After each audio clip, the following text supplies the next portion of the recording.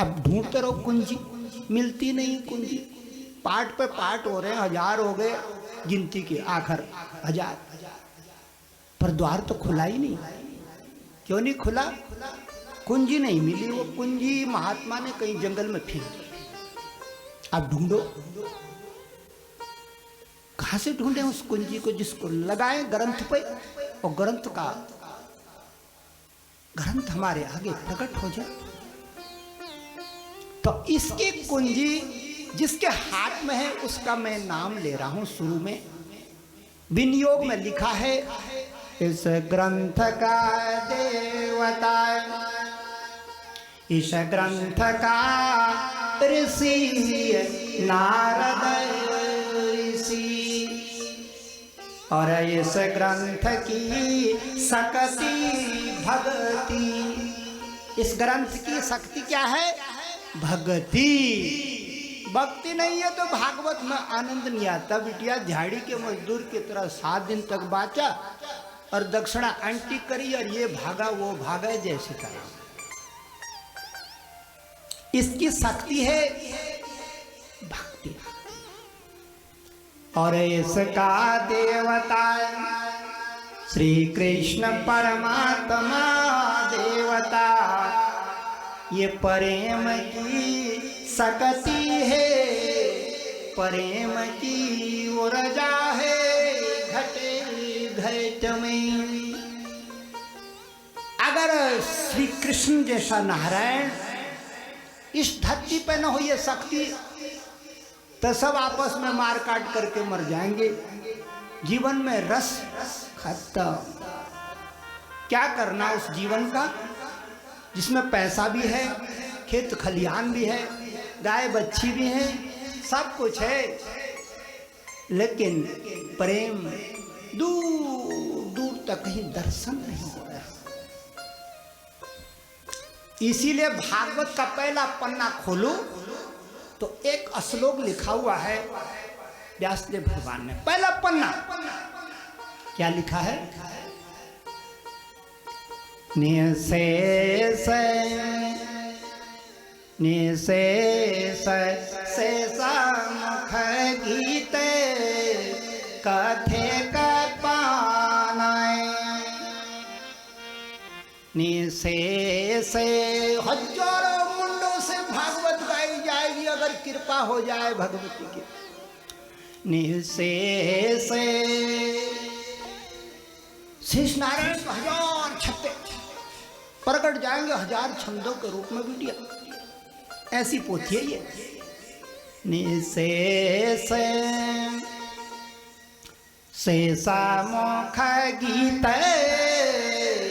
कथे कपान, प्रेम प्रकाश कृत शरणं गातोस्मि। प्रेम का प्रकाश फैलाने वाला कथा है। इसलिए मेरी बहिना,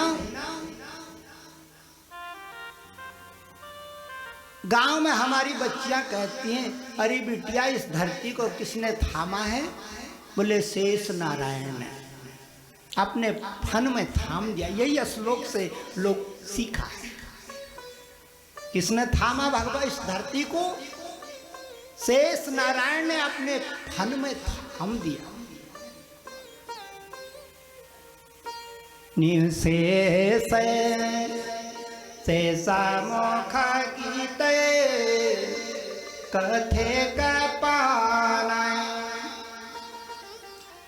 प्रेम प्रकाश कृत शरणं गातोस्मि। भाग्योदय बहुजन में समर्जिते सत्संगमं च लभते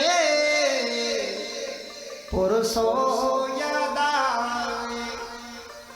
बड़े भाग से मौका लग गया 7 दिन का। मेरे मित्रों खबरदार, अगर अपने पितरों को सच्ची श्रद्धांजलि देना चाहते हो तो अपना घर द्वार छोड़ के यहाँ बैठ जाओ, और नहीं देनी है तो आज का दिन दोबारा नहीं आएगा बेटिया। हमारी जिंदगानी में, मेरी जिंदगानी में भी और मेरी बहनों और मित्रों की जिंदगानी में भी दोबारा नहीं आएगा।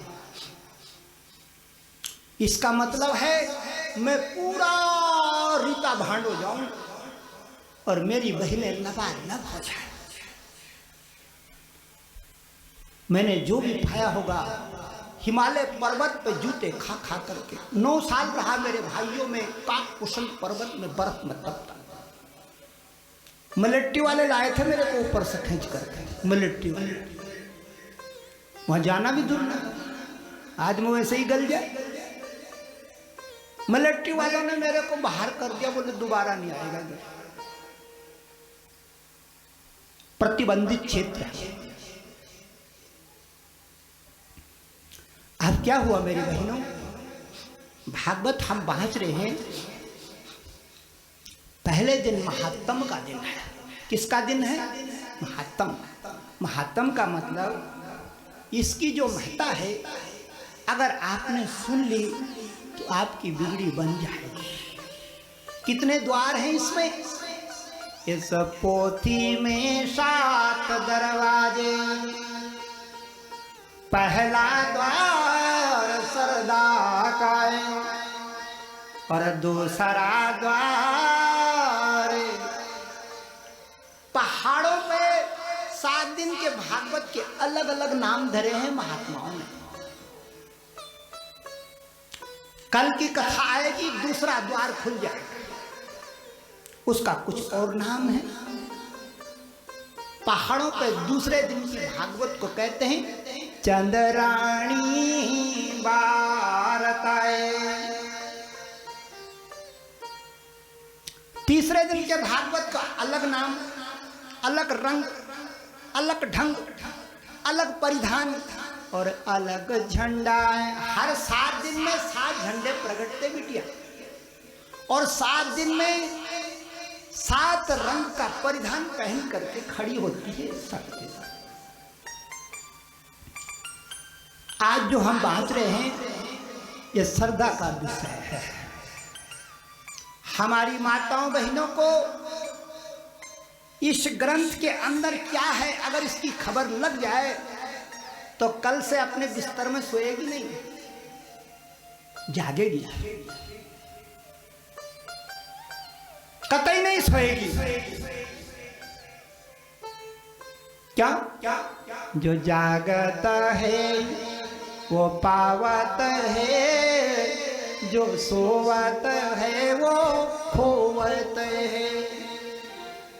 जो जागत है वो पावत है, जो सोवत है वो खोवत है। अपनी नींद को तोड़ दो मेरी बहनों, थोड़ी देर के लिए इस पंडाल में आओ, देखो कैसी तरंगे बह रही है। ऊपर देवता खड़े हैं, आपके पूर्वज खड़े हैं, टोकरा लेके फूलों का। बस मेरा स्वर उनके स्वर से मेल खाने की देर है। मैं श्लोक बाँच रहा हूं और झूठे गीतों को चबा रहा हूं। क्यों? इसलिए चबा रहा हूं सुखदेव मुनि के झूठे गीतों को कि शायद मेरा स्वर उनके स्वर से मेल खाए। और कभी कभी मेल बैठ जाता है, तो जिस दिन मेल बैठेगा मैं खत्म हो जाऊंगा, सुखदेव मुनि आ जाएगा। और मैंने ये बहुत सारे जगह अनुभव किया। एक जगह मैं शिव पुराण गा रहा था हिमाचल पे, मेरे को लगा मैं खत्म हो गया।